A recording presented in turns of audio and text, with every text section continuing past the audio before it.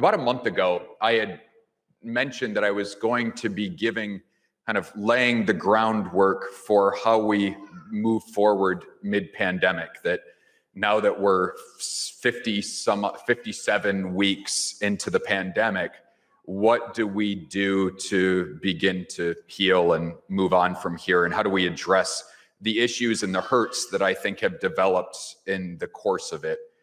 First, the practical stuff. Next week in my homily, I intend to follow up on this homily in Divine Mercy to talk about what I see as the spiritual places where we need to heal from this. The hurts and the wounds that Satan has allowed, that Satan has caused, that we need to combat and follow Christ more faithfully through. At the end of Mass today, I want to just talk briefly about the practicality of our changes that'll be coming up.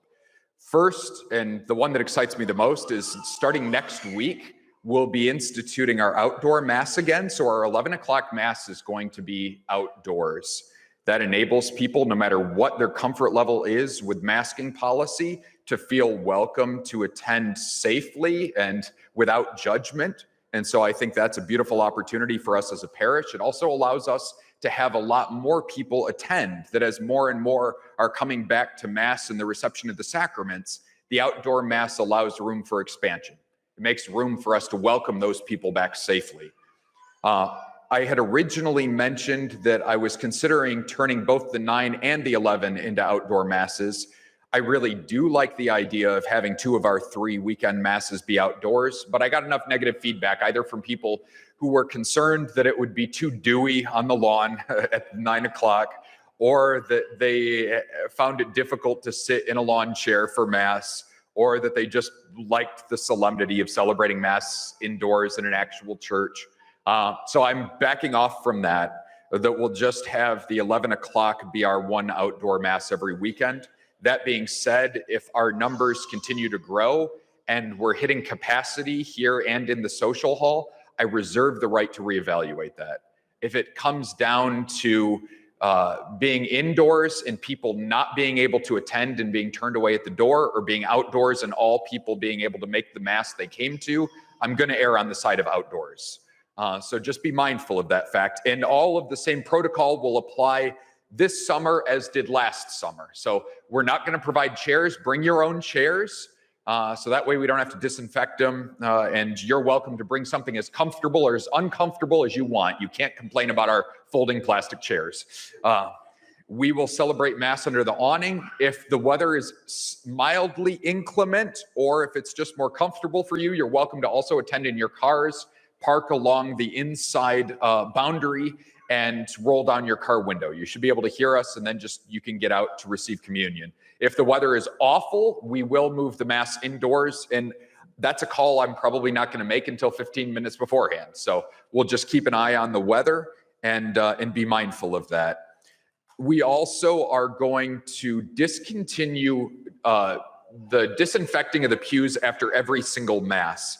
That's from Bishop Bradley's office, that the CDC for a number of months has been telling us, but they just reiterated more clearly recently, that the odds, as the pandemic has continued, we've come to realize that the odds of being able to contract the virus from physical contact, especially when there's been a length of time passing between you and the person who sneezed on the said object, is minimal, virtually zero.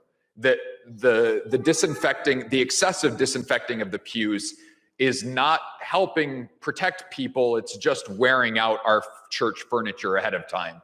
And so to save us 15 years of wear and tear on the pews in which you're sitting, and to save us a couple man hours of work every weekend, Bishop Bradley has asked us to just make sure that we disinfect the church once a day. So we're still cleaning it frequently. The church will still be cleaned before the weekend Masses and after the weekend Masses.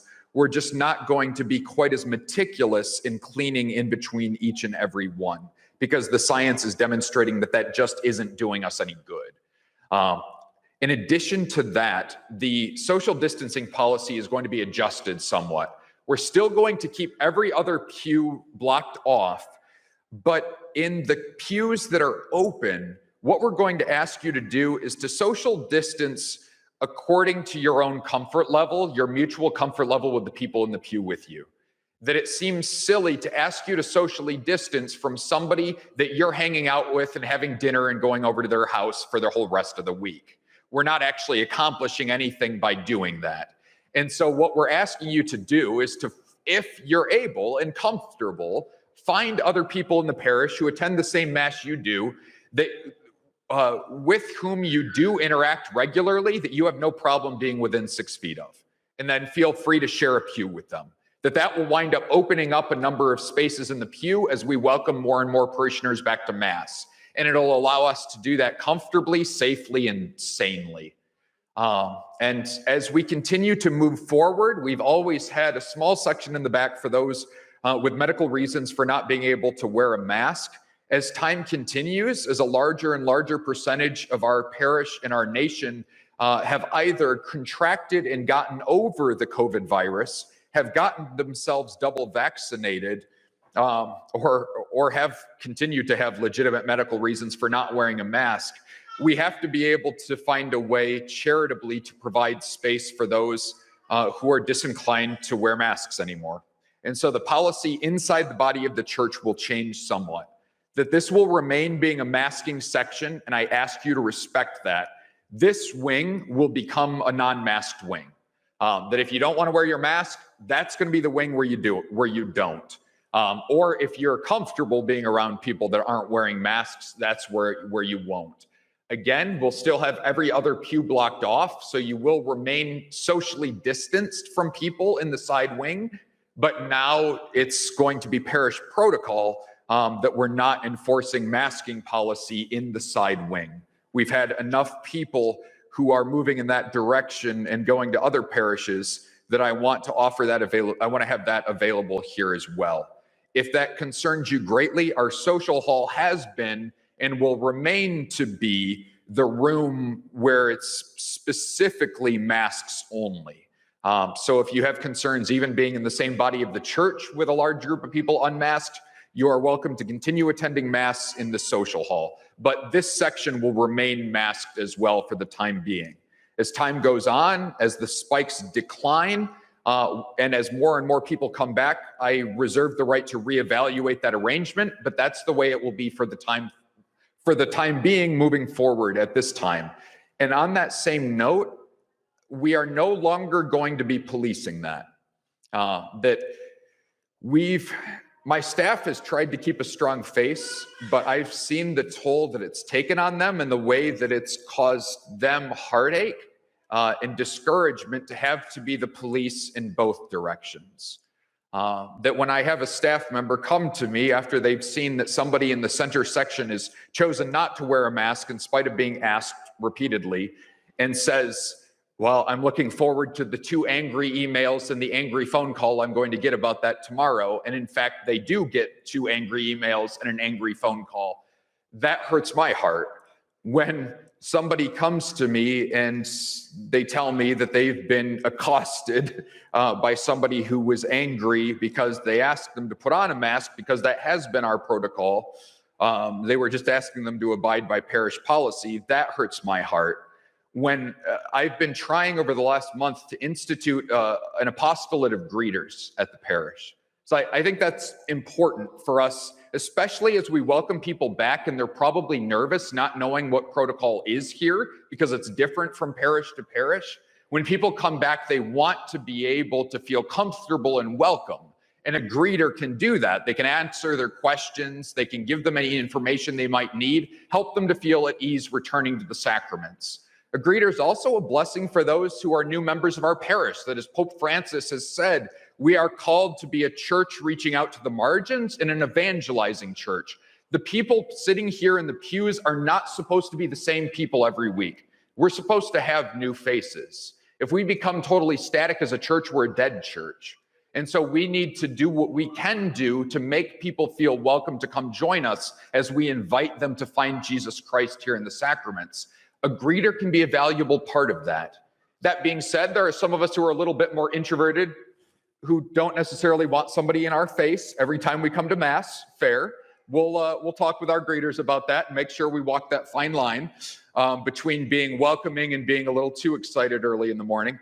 But I continue to think that an apostolate of greeters would be a valuable outreach for our parish. That's something that would help us feel a little bit more like one faith community and welcome people into our family. We've had at least one person who I tried to get as a greeter quit because they were sick of the confrontation. I think they made it a whole one mass greeting, and they got sick of the confrontation over masks in either direction. They're not to be the complaint department, and it hurts my heart to see them become that. We've also had people who have turned us down as greeters because they don't want to deal with the conflict.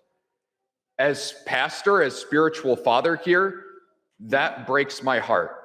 And so my request of all of you, now that we have clear policy and every single person, no matter what your level of comfort is with masking, no matter what your thoughts are about the pandemic, every single one of you without exception, or according to your health level even, can attend Mass safely and comfortably.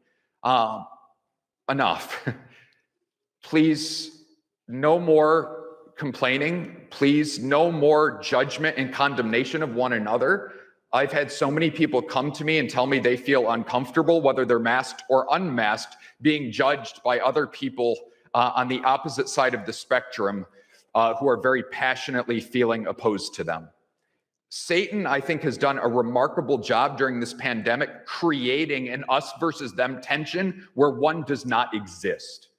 Taking our community, our we of the body of Jesus Christ, and tearing us apart into the maskers and the non-maskers, the vaxxers and the anti-vaxxers. And it's time for us to move on and to heal from that. That's dangerous. It's hurt a lot of people. People have left our church writ large with a capital C, but also our parish because of that. And we need to do better. And so I'm asking you, the policy in place now is clear. Not everyone's going to be thrilled with it, but it allows every single person without exception to receive the sacraments comfortably and safely. And I'm asking you all to abide by that. We're all adults here, except for the kids. All of the adults here are adults here. And we need to act like that and treat one another with the love of Jesus Christ. On this Divine Mercy Sunday, our Lord Jesus calls us to forgive. He calls us to heal. He calls us to be one body again. And so I intend to preach on that on a spiritual level next week. But that's my intention on a practical level moving forward from here. If you have any questions, you're most welcome to bring them to my attention. But this is the way we're going to move forward as a parish. And that will allow more and more people to come back and worship with us, feeling comfortable, safe, and welcome here.